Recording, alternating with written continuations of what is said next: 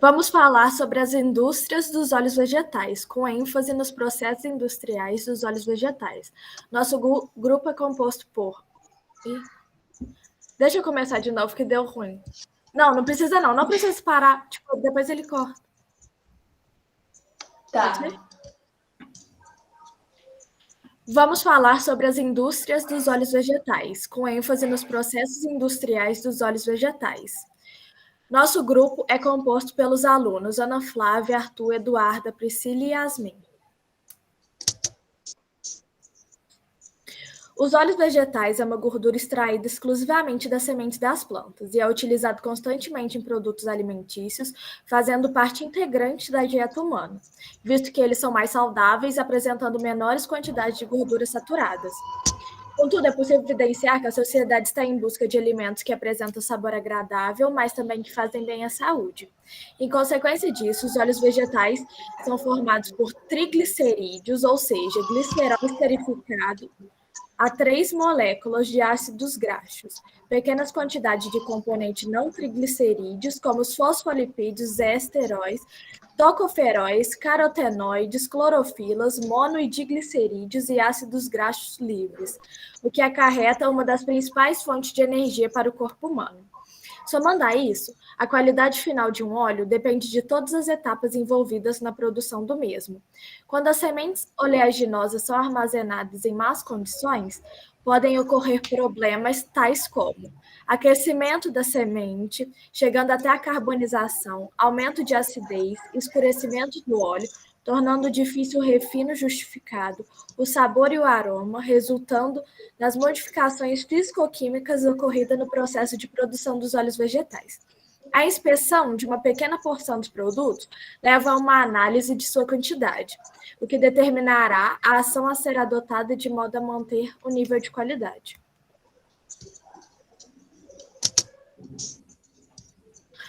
Esse é o fluxograma dos óleos vegetais. As principais vantagens na utilização do fluxograma são facilitar a visualização do processo, identificar oportunidades que contribuam para a otimização do processo, identificar riscos, falhas e processos que não agregam ao valor, ajuda na elaboração das atividades e tarefas, contribui para o melhor entendimento do processo de todos os membros da equipe. Mas a ferramenta pode apresentar pontos negativos se não estiver muito bem elaborada, como tomada de decisão errada por falta de clareza, não identificação de possíveis informações relevantes, oferece riscos para a concretização dos processos, duplicidade de processos. Para que a utilização de fluxograma seja um fator crítico que ajude na administração de processos e projetos, é importante que o indivíduo que elabore conheça inteiramente.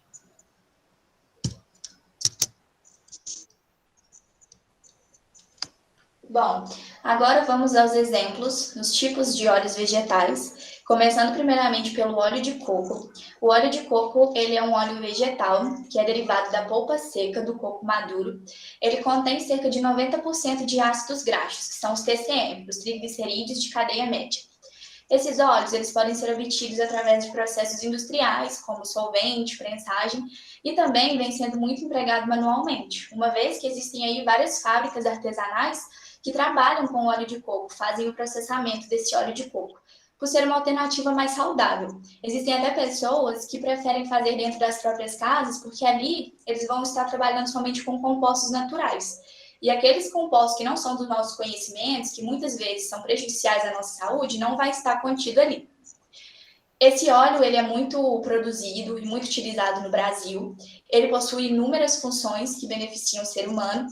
Só que essa tendência, ela não está somente no Brasil, porque hoje cerca de 62% da produção mundial de copra, que é essa polpa seca do coco, ela é destinada para a fabricação do óleo de coco. Para a gente ter uma ideia, foi feita uma estimativa entre o ano de 2016 a 2020, que teve um significado muito grande, né? Que foi um crescimento cerca de 14,7% para a produção, para a alimentação e para as indústrias. E essa produção do óleo de coco foi uma demanda tão grande que ela não conseguiu suprir, então tornou-se insuficiente para suprir o mercado global.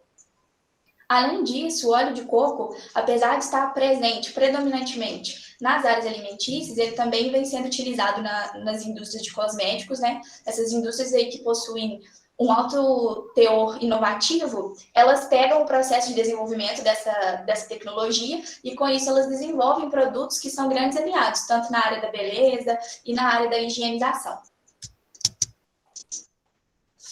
A gente precisa agora conhecer o processo da fabricação do óleo de coco, conhecer como é feita toda a extração e, partindo para um processo mais desenvolvido, que é nas indústrias, o óleo de coco ele começa primeiramente pela fase do despolpamento e da quebragem do coco, que acontece nas autoclaves. Essas autoclaves elas são responsáveis por fazer esse aquecimento, que varia numa temperatura de 160 a 150 graus.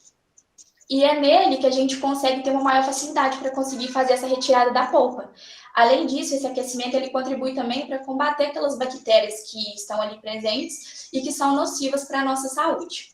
Essas cascas que sobram após fazer a retirada da polpa, na maioria das vezes ela é feita de modo inconsciente, porque elas são rejeitadas ao meio ambiente. E isso ocasiona um desequilíbrio ambiental.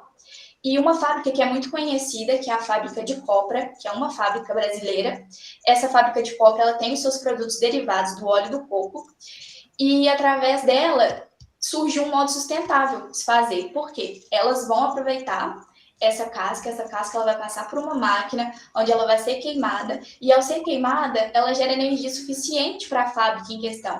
Então, com isso, ela vai ser combustível para aquela fábrica. É um modo inteligente de se fazer, porque, ao mesmo tempo que está beneficiando a indústria, está beneficiando também o meio ambiente. Então, é uma forma sustentável. Aí, após fazer essa retirada da polpa, tem uma película que fica ao entorno dessa polpa, que é de caráter amarronzado, e essa película também deve ser retirada, para que deixe o aspecto homogêneo, totalmente branco daquela polpa que está sendo utilizada. Então, vai passar por lixas, que vão ser responsáveis por fazer essa retirada.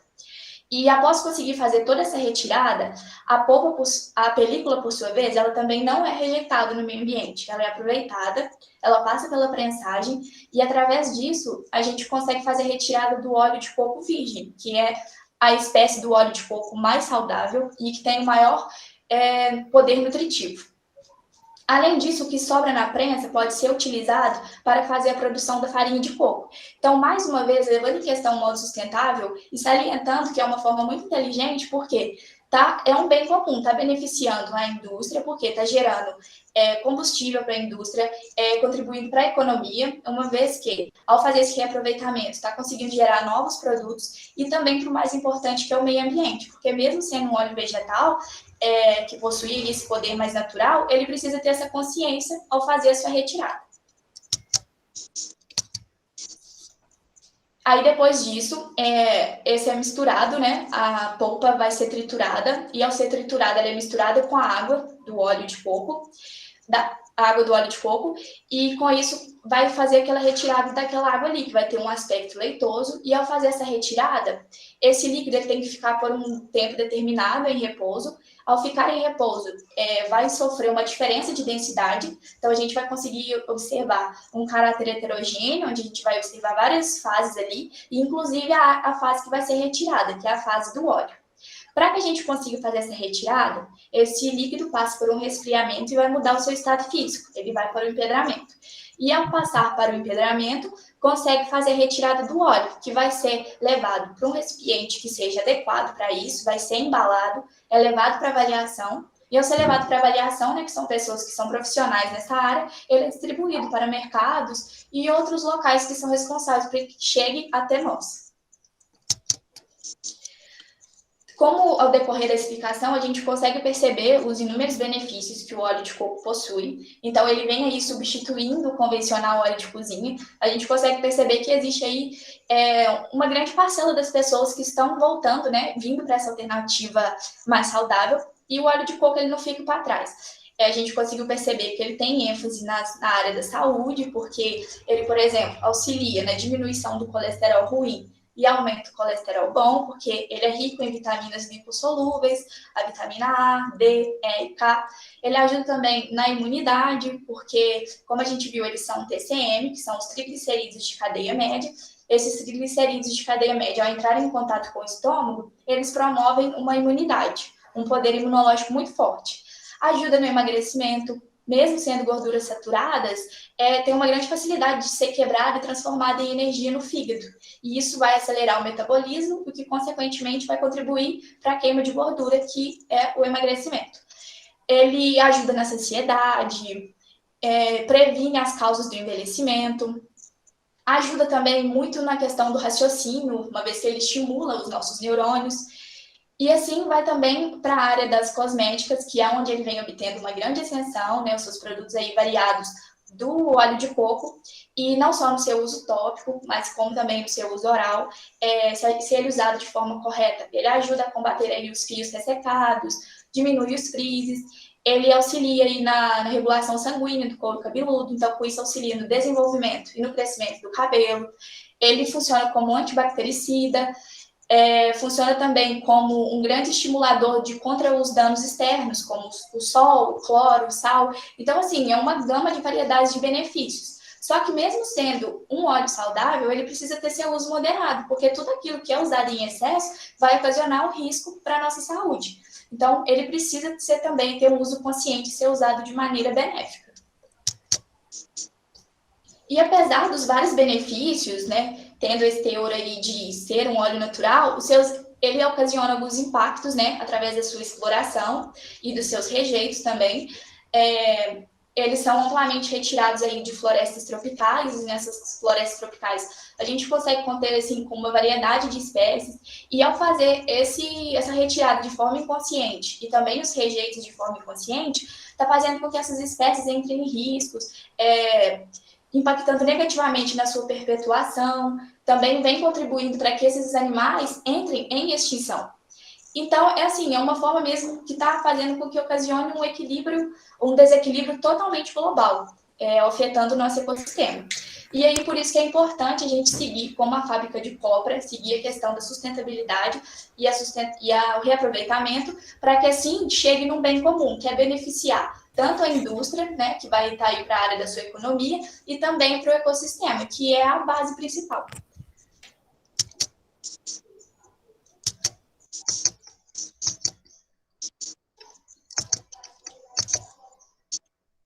Eu vou falar sobre o óleo de palma, que é o óleo mais consumido mundialmente, e ele é extraído do fruto do dendezeiro. Através desse fruto se extrai dois óleos, o óleo de palma e um subproduto, que é o óleo de palmiste. A diferença entre os dois é a quantidade de ácido láurico, que é quase isenta no óleo de palma e quase o produto principal do óleo de palmiste. O processo da extração do óleo começa, né, colhendo os frutos, que depois são levados para a indústria e aquecidos a vapor. Depois são levados para um digestor, onde vai retirar a casca e vai fazer uma prensagem. Nessa prensagem vai sair o óleo, e aí esse óleo vai ir para um desareador. A massa que sai dessa prensagem, ela é levada para um outro processo, onde vai fazer o óleo de palmiste. E o óleo de palma vai para o desareador, onde ele é filtrado e armazenado a 50 graus Celsius.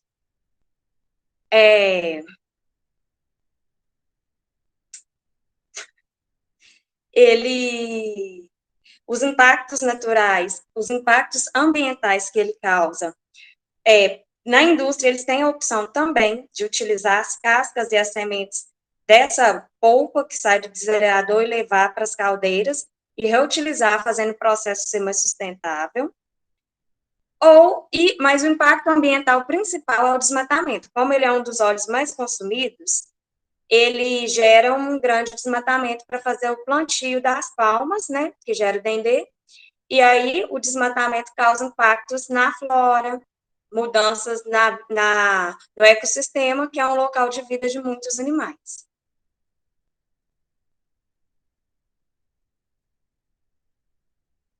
As principais utilizações do óleo de palma é na indústria alimentícia. Ele é usado para fazer chocolates, manteigas, na indústria de sabões, na indústria cosmética. Ele é muito utilizado porque ele tem uma grande quantidade de vitaminas E e na indústria de lubrificantes, na indústria de velas e na indústria do biocombustível, substituindo o óleo diesel. Ele tem radicais livres, ele combate os radicais livres, por isso ele é muito utilizado na indústria cosmética.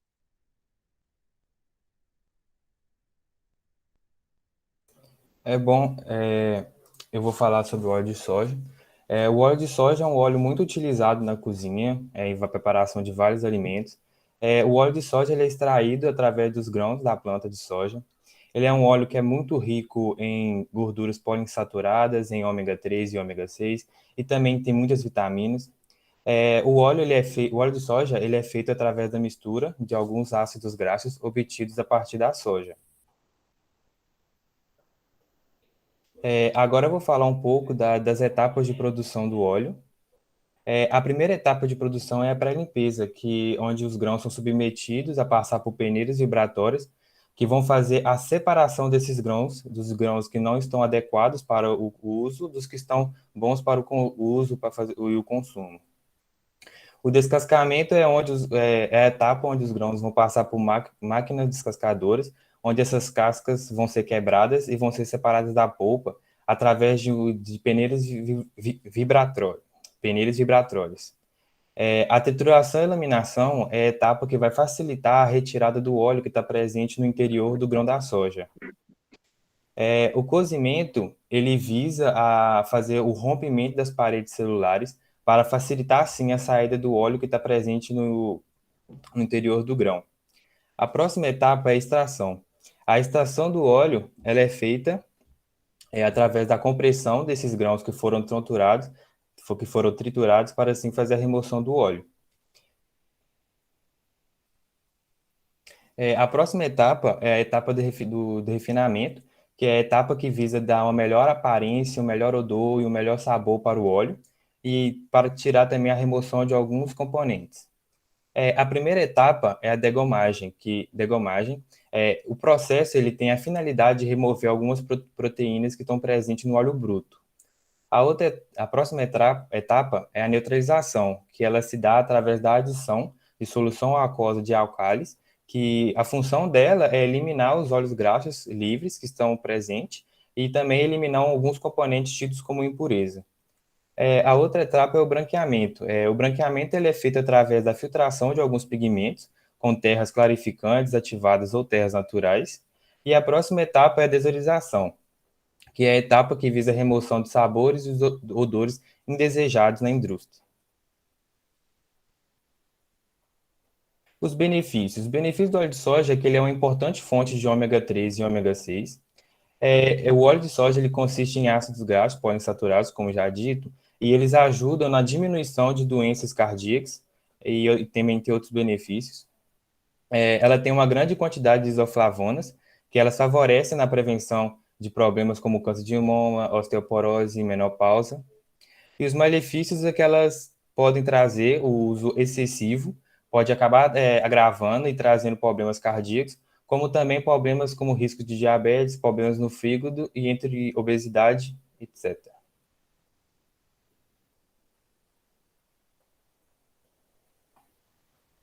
Agora eu vou falar dos parâmetros físico-químicos aplicados aos óleos vegetais. As análises físico-químicas são aquelas que apresentam informações sobre as propriedades químicas ou físicas dos constituintes de uma amostra ou sobre a própria amostra. As técnicas instrumentais, baseadas em determinados princípios físicos e químicos, desempenham um importante papel avaliador da qualidade e segurança dos alimentos.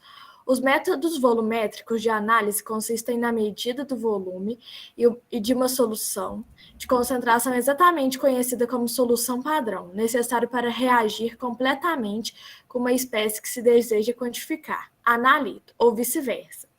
Somando a isso, organizações de diferentes segmentos em todo o mundo adotaram uma medida para definir padrões em procedimentos, políticas e ações de maneira uniforme.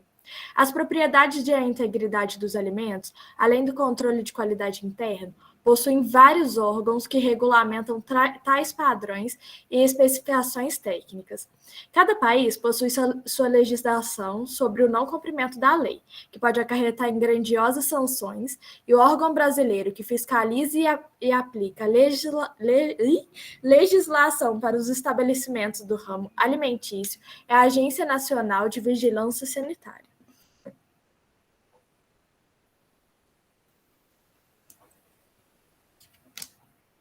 E esse foi nosso trabalho. Fala, gente. Muito obrigado pela presença de todos que estão assistindo. Obrigada. Obrigado. Eu acho que pode falar já.